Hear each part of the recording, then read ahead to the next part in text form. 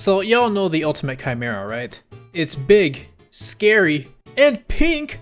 And yes, it eats everything, which results in an insta-KO a la its appearance from Mother 3. Great game, by the way. I hope it gets added to the GBA Virtual Console soon. Oh, yeah. Anyways, Michael420 brought up a neat little detail regarding this insta-KO attack. If it KOs a CPU with the combo counter turned on, you'll see that the move actually dealt exactly 120 damage. Even though, if you're not paying attention too well, it'll just seem like your stock goes away instantly. Well, even that's technically wrong, as if you go frame by frame, you'll see your percent very briefly change to 120 before getting KO'd. So, quick question, what if I load up my fighters with heavy defense spirits? I'm talking over 5,700 points in them, plus 2 trade-off defense spirits, just cuz. And the ultimate Chimera still deals the same 120 damage in insta-KO. I guess it's pretty fitting for it to just completely ignore defense, though I'm surprised the set damage number they went for is 120 instead of something absurd like 999.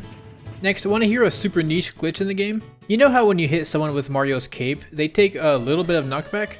It's not a lot, but looking at Pikachu's position relative to the X on the ground, you can tell he gets pushed back a little bit after each hit. And this is natural knockback, not their momentum being reversed and then carried over, like you'd normally see. This is all coming solely from the cape itself. It's a lot easier to visualize when you do it in the air. You can see how they sort of pop up a little bit, and then Pikachu gets sent pretty far behind the X where it originally started, despite the fact that I'm not actually moving Pikachu. Well, okay, I started all that by saying, you know how, but there's a pretty decent chance you didn't know that. And I don't just mean because it's like a really subtle effect. I mean it is, but Examine623 informed me of a glitch in the game that makes it likely you'd never really encountered this effect even if you were looking for it. All of this footage showing it off is just from me only using cape, but let's say I jab the opponent just once and then try it again. He isn't going anywhere. Again, it's way easier to see when young Link is airborne. Instead of being popped up like usual, this time he just keeps falling. Yes, the jab is what caused this. And not specifically the jab, but apparently any attack. Well, at least mostly, we'll get into a few exceptions later. So this would include tiny baby stuff like a little fireball, or just whole aerials or even smash attacks. The moment the opponent gets hit by something like this just once, they are permanently in this knockback resistant state. By permanently, I mean that when they get KO'd, they maintain this resistance. So for any real match, it'll stick around for said match's duration.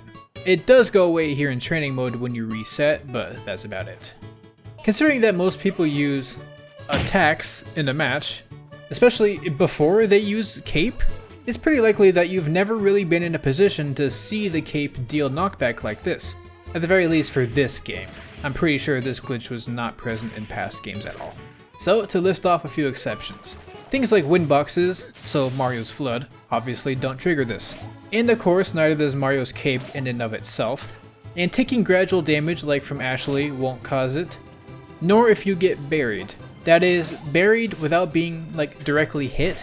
Like if you walk over a pitfall and get buried, it won't trigger this knockback glitch. But having a pitfall thrown at you will. The same thing applies to a banana peel. Walking over one and slipping will not cause it, but having one thrown at you will. And there's the bumper, which does deal knockback, but does not cause the glitch. I didn't test every single move or item in the game, but I tested a good amount of different types, and these are the only exceptions I came to, because they're kind of intuitive. Oh, and one other very important exception, one that isn't very intuitive. Grabbing. Like sure, grabbing and releasing will not cause the glitch, which makes sense, but it's not just that. Pummeling an opponent will also not trigger it, nor will throwing the opponent. At least for all of the throws that Mario uses.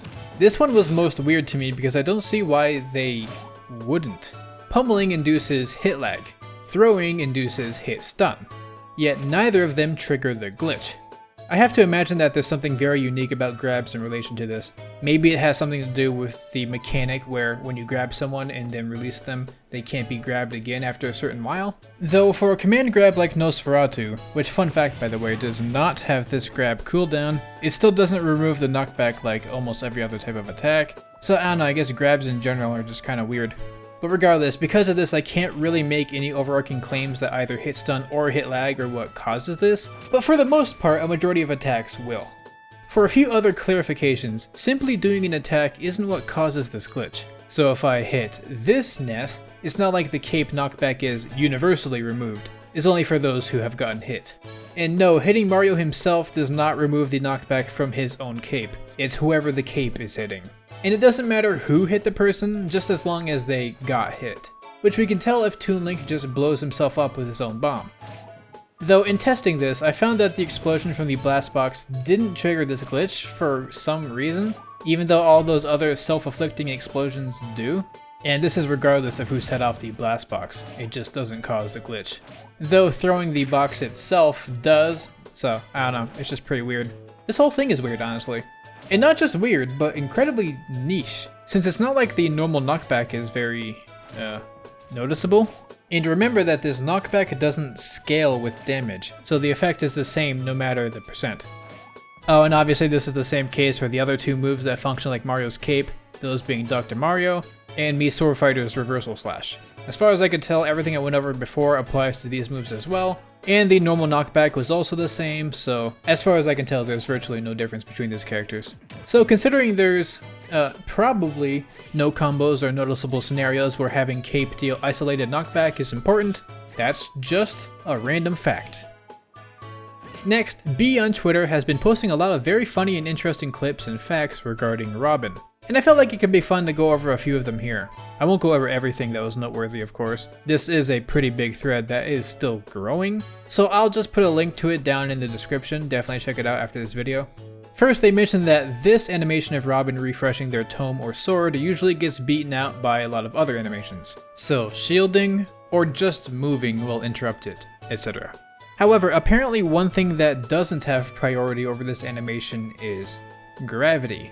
Now, if you regain a tome or your sword while already midair, nothing interesting happens. However, if you see the grounded animation and then get put into a situation where gravity is important, you'll just keep floating for the animation's duration, Wile E. Coyote style.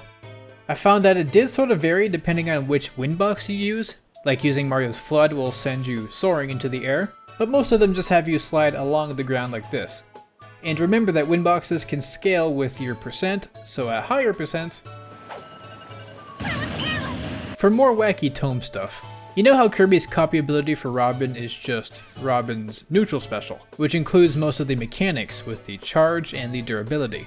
But for Kirby, when you reach 0 durability, the copy ability just goes away. That's how it works for him. However, if timed properly, you might be able to get in one more use even after your magic is gone, which will trigger this animation, which is pretty normal. But considering how you're meant to lose the copy ability once you run out, this animation is actually pretty rare conceptually. Even if you spam the special button, you can only really get it if you try to charge after using a spell that takes away a lot of magic points, yet has a low cooldown, like Arc Thunder. Since otherwise either the lag will be too long, to where you can't try to input the move again, or the magic will run out too quick, not giving you time to input it either.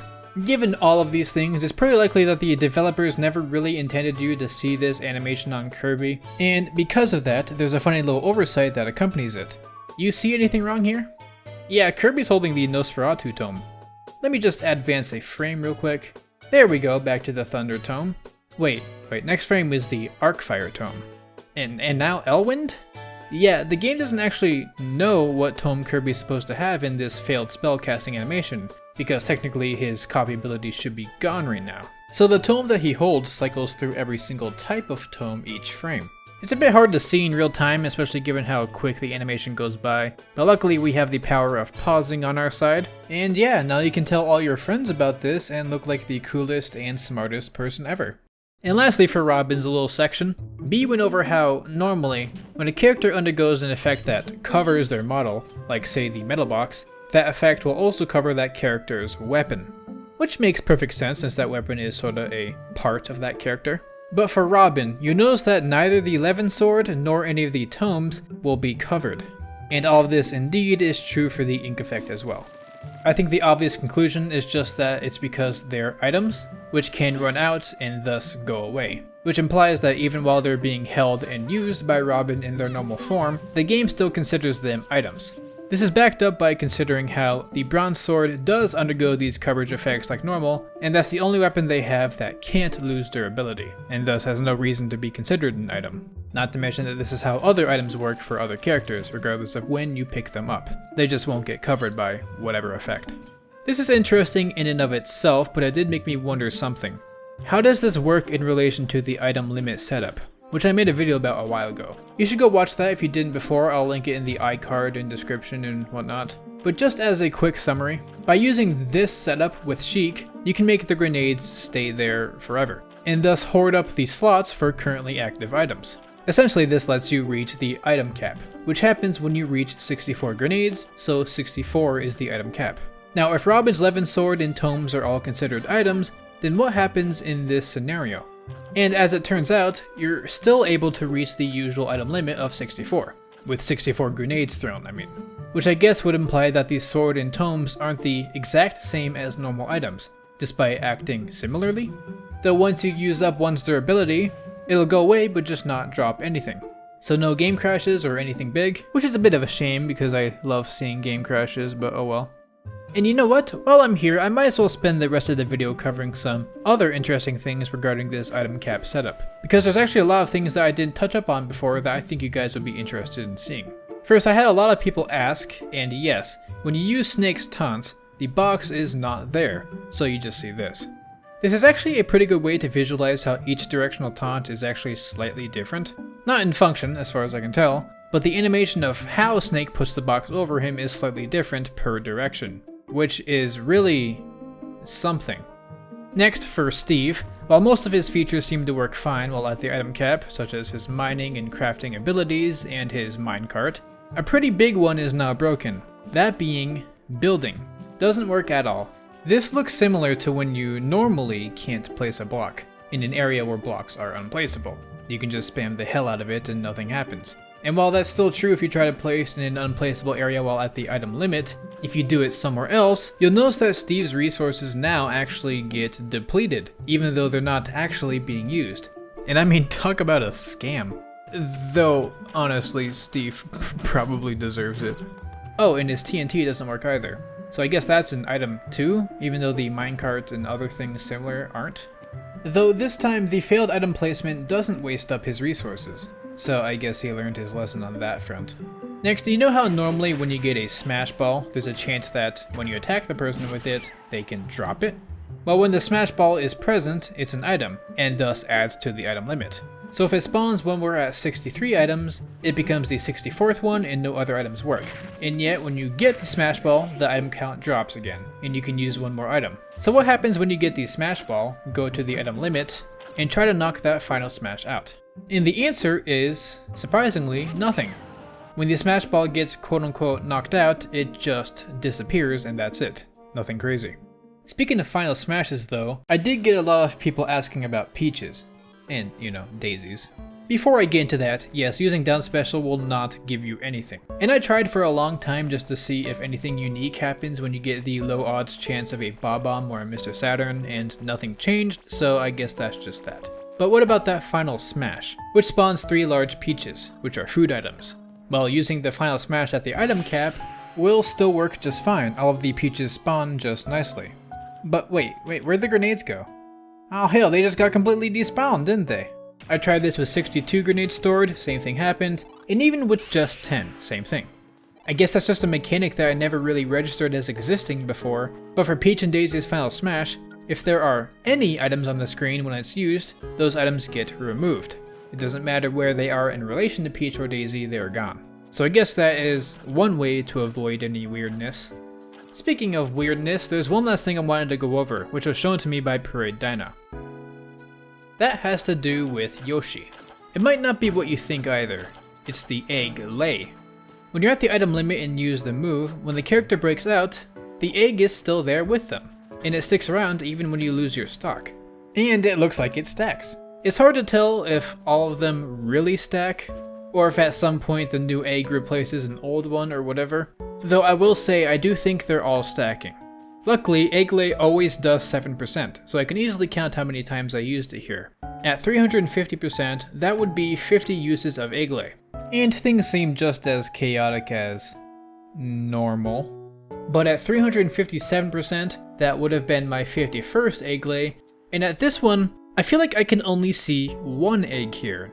And then at 364%, my 52nd egg lay, I can only see 2 eggs, and so on. I guess this would imply that after 50 eggs stack, the effect just goes away and loops again. I think that would require a lot more thorough testing, but that's certainly a weird thing to think on, isn't it?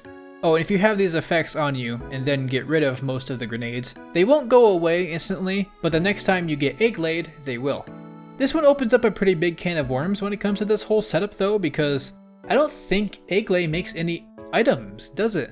It feels more like animation overload than anything, which again sort of opens the floodgates for a lot of other potential glitches or weird side effects. But for the sake of today's video, I think I'll just leave it there. I don't have to tell you that that wasn't all of the potential things for me to go over, but I feel like those were some of the more interesting or common things brought up. I have to admit, I am tempted to make a video where I go over every single character and list every single weird change about them from this item limit setup. Considering how the Yoshi egg lay thing means there's potentially other weird interactions I would not have normally thought of. I'm hesitant on that, in part because I think there'd be a lot of characters who either have basically no effect due to not having any items or anything interesting, or have just one basic effect where their item doesn't spawn and that's it, which is, I guess, slightly interesting but not really that much. So I'm not really sure if I'll go through with that whole roster typed video for that reason. Not to mention it would be a lot of work. I mean, it took me 13 full-length episodes to just cover wiki trivia for the whole roster, but we'll see. For now, I'll leave all that there, and we'll continue to bring it up in future random facts videos depending on the type of comments or discoveries I hear about from y'all. So do be sure to make any comments about, like, literally anything, I guess. And also be sure to subscribe so you can catch those types of videos whenever they happen. Or really any video I make. This channel is extremely awesome and very cool after all. So yeah, hope y'all had a good time in this. Feels nice to go back to form where I can just sort of talk about whatever comes to mind. As surprisingly well as the other series types did, these random facts videos are always a lot more free form for me, which makes them really fun to make. But obviously I still want to keep a decent spread between these types of videos and more unique types, so you can look forward to that.